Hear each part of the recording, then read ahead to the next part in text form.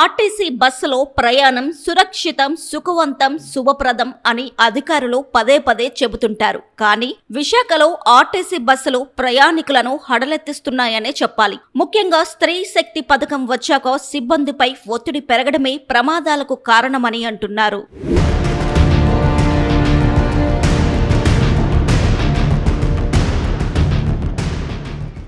విశాఖలో గత కొద్ది రోజులుగా రోడ్డు ప్రమాదాలు ప్రజలను బెంబేలెత్తిస్తున్నాయి. ప్రజలు రోడ్డు మీదకి వెళ్లాలంటేనే భయపడుతున్నారు. ఎటు నుంచి ఏ బస్సు వచ్చి ఢీ కొడుతుందో అన్న భయం పట్టుకుంది. విశాఖ నగరంలో ఆర్టీసీ బస్సులు వరుస ప్రమాదాలకు కారణమవుతున్నాయి. ఇటీవల జరిగిన ప్రమాదాలలో కొందరు ప్రజలు ప్రాణాలు కోల్పోయారు. డ్రైవర్ల నిర్లక్ష్యంతో ఈ ప్రమాదాలు జరుగుతున్నాయని ప్రజలు పలు ఫిర్యాదులు చేస్తున్నప్పటికీ ఆర్టీసీ యాజమాన్యం సకాలంలో స్పందించకపోవడం విమర్శలకు తావిస్తుంది. ప్రయాణికుల పట్ల దురుసుగా ప్రవర్తిస్తున్న కండక్టర్లు, డ్రైవర్లపై ప్రజలు ఆగ్రహం వ్యక్తం చేస్తున్నారు.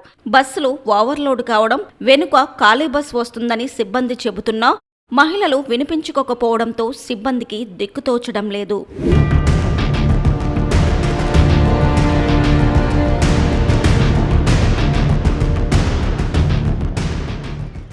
గత వారం రోజులలో మద్దులపొలం, రామాటాకీస్, తగరపువలస వంటి ప్రాంతాలలో వరుసగా జరిగిన ప్రమాదాలలో కొందరు మృత్యువాత పడ్డారు. డ్రైవర్ల నిర్లక్ష్యం కారణంగానే ఈ ప్రమాదాలు జరిగాయన్నది స్పష్టమవుతున్నప్పటికీ కూడా అధికారులు నివారణ చర్యలు చేపట్టడం లేదని ప్రయాణికులు మండిపడుతున్నారు. ఇక అత్యధిక జనాభా గల విశాఖ నగరంలో ఈ పరిస్థితి మరీ దారుణంగా ఉంది. పెరుగుతున్న జనాభా, రెండింతలు పెరిగిన వాహనాల సంఖ్య, ఇరుకైన రహదారులు, రోడ్ల ఆక్రమణలు పెద్దగా పట్టించుకొని ట్రాఫిక్ పోలీసులు కారణంగా ప్రమాదాలు పెరుగుతున్నాయి. ర్యాష్ డ్రైవింగ్ చేసే ఆర్టీసీ డ్రైవర్లు కారణంగా విశాఖలో ప్రమాదాల సంఖ్య రెట్టింపవడం ఆందోళన కలిగిస్తుంది.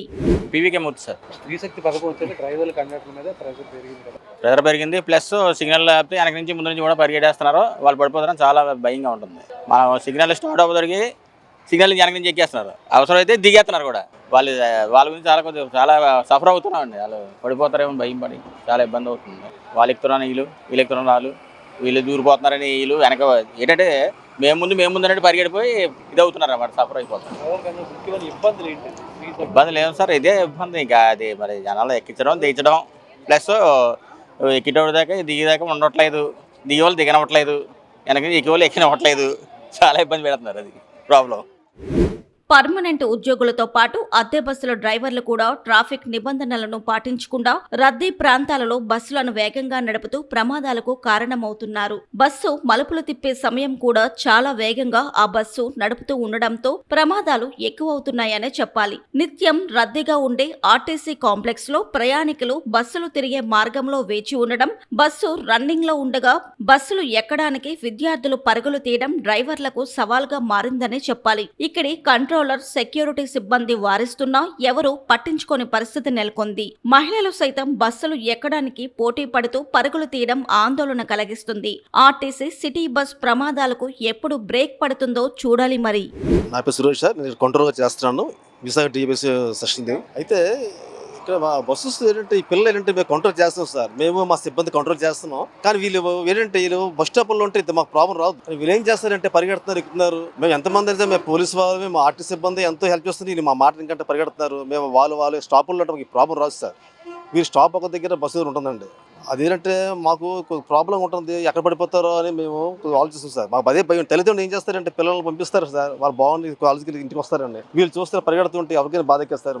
మాకు బాధ అనిపిస్తుంది, వాళ్ళ తల్లిదండ్రులు బాధ ఎక్కేస్తారు.